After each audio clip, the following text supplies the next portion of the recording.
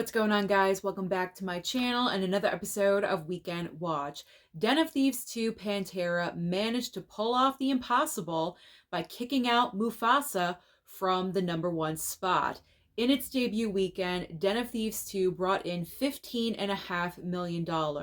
Now, if you're curious on how this compares to the opening weekend of the first movie, the first Den of Thieves film brought in pretty much exactly the same number, $15 million.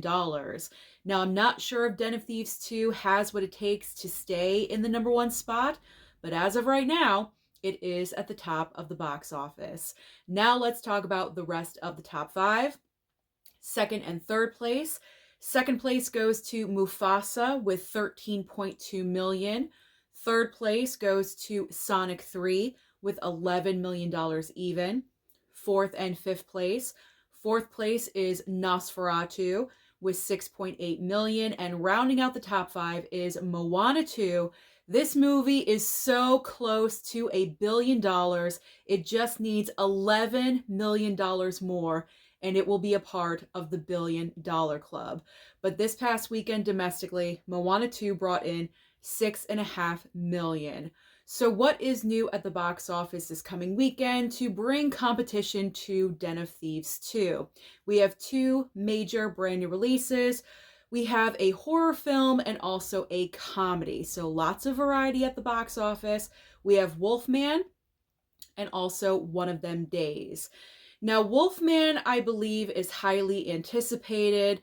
This is a brand new horror film coming from Blumhouse, so it could go either way. Either this movie could do really well or it could absolutely flop. I do know that marketing and advertising has been everywhere for this movie. I've seen the trailer for this film pretty much before every single brand new release I've seen at the theater for the past couple of months.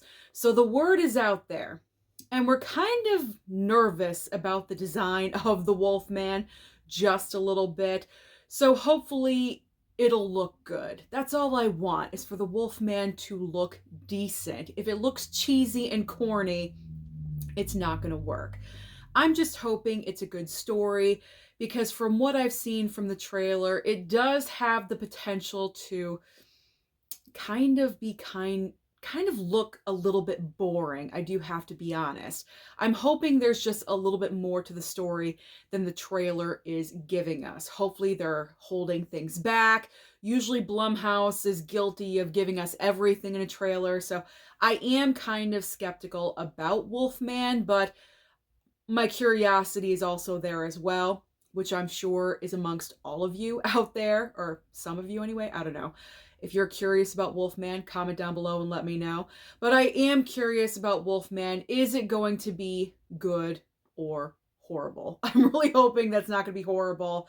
And this is coming from Leigh Whannell. He is a solid director, so fingers crossed this is going to be a decent movie. And this is the movie that I would expect to take over the #1 spot if it is popular enough. Now, on the other side of things, we have a brand new comedy called One of Them Days, starring Keke Palmer. This movie has the potential to be extremely funny. I've also seen the trailer for this movie multiple times. It could be funny. It could. There are a couple of moments in the trailer where I am laughing.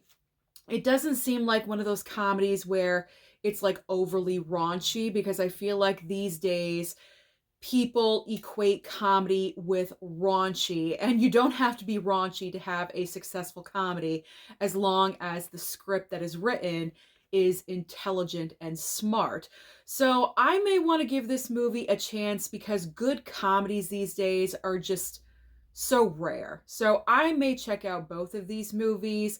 It's getting difficult to find time in my schedule already, but I have vowed I do want to go to the movie theater more often in 2025. So hopefully I will be able to go and check out both of these. But if I were to place a bet on which movie will be #1 this time next week, I would say Wolfman probably has the best shot. So now let's talk about streaming, because as I always say, there's always options on streaming for you. And this coming week, pretty much every single streaming service has something brand new for you. Over on Netflix, we have a film called Back in Action, and this is because it's starring Cameron Diaz. She is back, people. Cameron Diaz, semi-retired from acting. She was focusing on her husband and her baby, and now she is back in this movie. I'm not really sure what her future plans are for acting, but in this film, it is her and Jamie Foxx. Interesting matchup. I put it on my streaming list. We will see how it is. Now, over on Max, I'm highly recommending A Different Man. This is the big debut this week. Sebastian Stan in this film is just so wonderful, as well as Adam Pearson. I feel like he's getting so overlooked for award season. He is phenomenal and just so charismatic in this movie. So I definitely highly recommend A Different Man. It was one of my top 10 favorite films of last year. So if you have not seen this movie, I really, really do recommend it to you. But if it's not your cup of tea, there's also Harley Quinn Season 5. Now, over on Hulu, another huge debut, an award season contender, A Real Pain, is debuting. I did not see this movie at the theater, so I am definitely streaming it. There's also another option on Hulu called My Penguin Friend. Now, Disney Plus is debuting Season 2 of A Real Bug's Life. Amazon Prime is debuting a brand new film starring Jennifer Lopez called Unstoppable. Peacock is debuting, I think this is a docuseries, a multi-episode docuseries all about Saturday Night Live. They're celebrating their 50th anniversary, which is absolutely huge. So it's called SNL 50 Beyond Saturday Night. Paramount Plus has Henry Danger, the movie. I believe that is from Nickelodeon. So if you are familiar with that, you may want to check out that movie. And finally, over on Apple TV Plus, if you guys have been waiting for the second season of Severance, now is the time. I know that the second season has been long delayed and there's a lot of fans of that first season. So it is finally debuting, I believe, on Friday. Excuse me, on Friday. I lost my breath. So that is everything happening at the box office and also on streaming. So comment down below and let me know all about Den of Thieves 2. Did you enjoy this movie? Did you go and check it out? What rating would you give for it? Don't forget to like and subscribe before you leave, and I'll see you next time.